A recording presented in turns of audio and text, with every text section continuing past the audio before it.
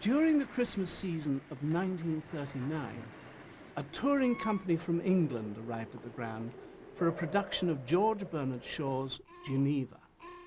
The play starred a 30-year-old actress named Jessica Tandy. She used to walk up and down Richmond Street learning her lines, and she said, I'm sure half the Londoners thought I was totally insane because there I am walking up and down, grumbling, mumbling to myself, yelling, hollering, gesticulating, you know. And then she said, I would then duck into St. Paul's and have a quiet moment to myself and then come back to the theater and go back to rehearsal. 3 years later, Tandy married a rising movie actor who was the great-grandson of a bishop who had once preached at the cathedral that had given her that quiet moment.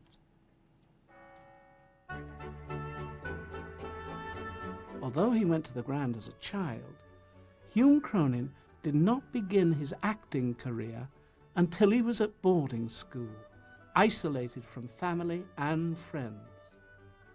Someone told me that I was leading a very rich fantasy life, and I suppose I was. And I got into the habit of performing for no audience at all, but just to please myself and to escape from a sort of loneliness, I suppose. Cronin made his first professional appearance at the Grand during the 1939 Dominion Drama Festival, but as an activist, not an actor. At a round-table discussion, Toronto drama critic Hector Charlesworth flatly dismissed the future of professional Canadian theatre.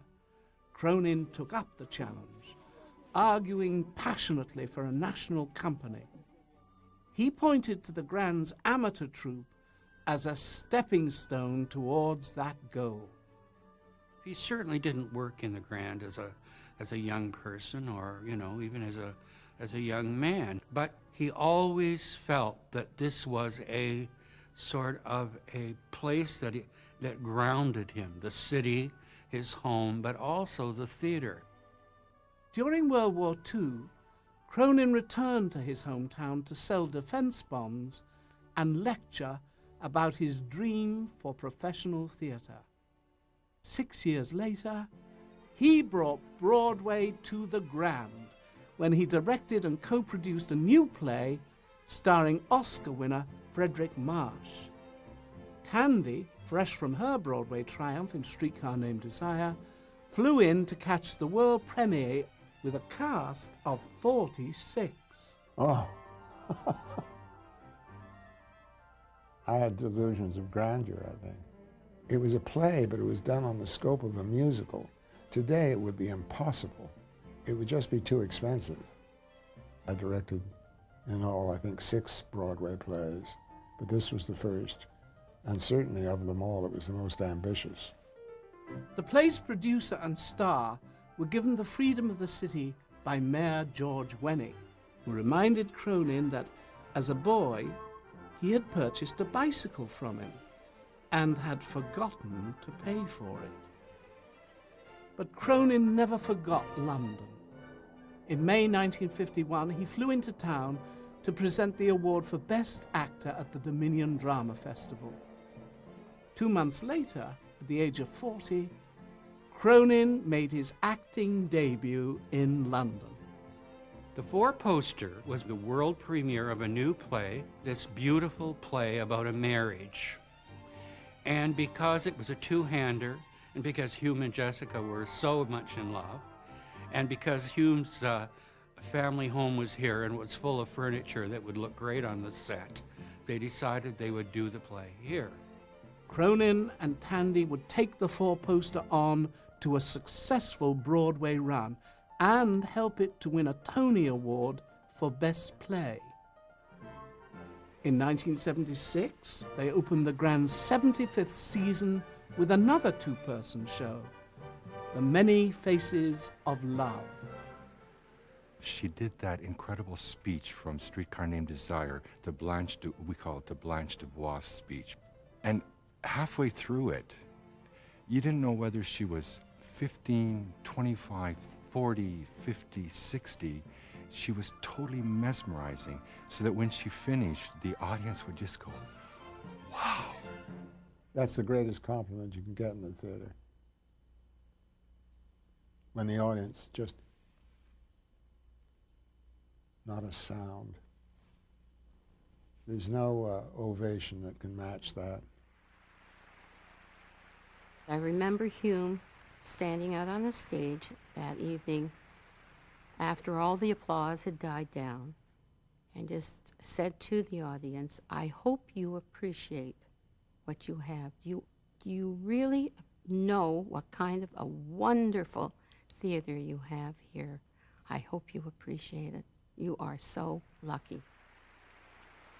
Applause and awards followed every London visit by North America's greatest theatrical couple. In return, they gave free readings and lectures and lent their names to local fundraising campaigns.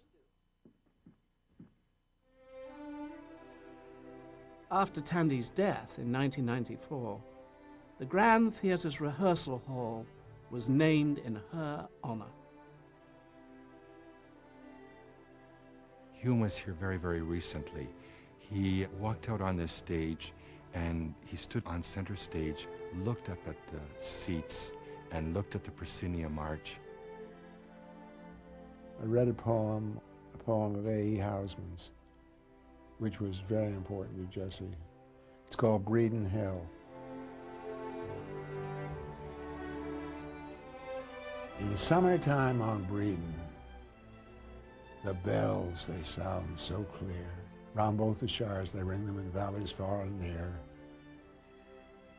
A happy noise to hear.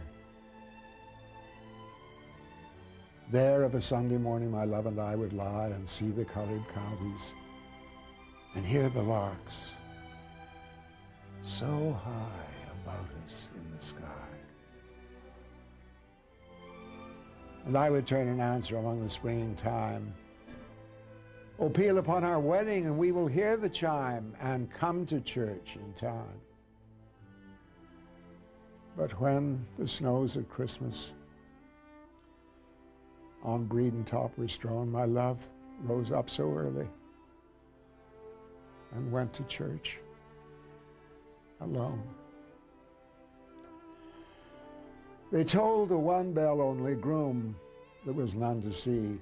The mourners followed after, and so to church went she, and would not wait for me. The bells they sound on Breeden, and still the steeples hum, "Come all to church, good people, oh noisy bells, be dumb." I hear you. I will come.